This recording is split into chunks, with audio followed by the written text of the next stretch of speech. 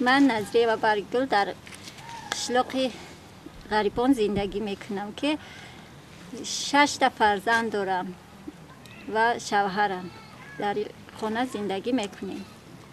ما 2 دخترچه و 4 پسرچه دارم. صبح دم بیدار بودم خودم که زمین کمتر از اول کمتر جنبید. خواستم به پیش در برآمدم که دیمرتا سخت جنبید. در این حالت گفتم بچه ها خیزه گفتم که بچه ها همش خستنه. برآمدم که در بیرون محکم شید. خوجاین نبود، خوجاین در کار بود. در بیرون محکم شید. دخترچم در این حالت ما در وقت در که اون میکردیم نفهمید که ما نفهمیدیم. از آن فراموش کردیم. همین خانه اندوه و شکتور در بالاش ریختم. گفت که آچه جان همه تون گرفته من ماندم تای شکتور. او چخیل برآمده است، چخیل کردیم. یه حالت ها برآمدیم که همه ولنگورن. دخترچم ماهیره جان 5 ساله است.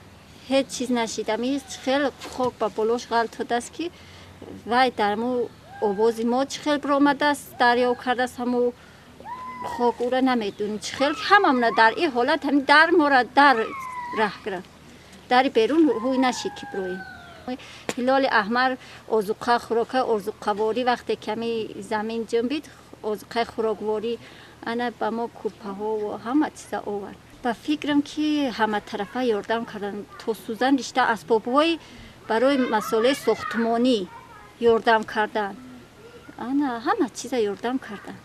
مسئله بالقه بود، عرب بود، همه چیز میخچه همه چیز بود. هم قدر احتیاج بودیم که کوهستان خیلی وضعیتش باران بود ترشیدیم. وقتی که زمین جنبید ترشیدیم خنک خوردیم انا نداشتیم. همه چیز که وقتی که زمین جنبید خانه چپشید همه چیز در درون ولنگار میشود نداشتیم و همون چیزا احتیاج داشتیم یاردم کردن.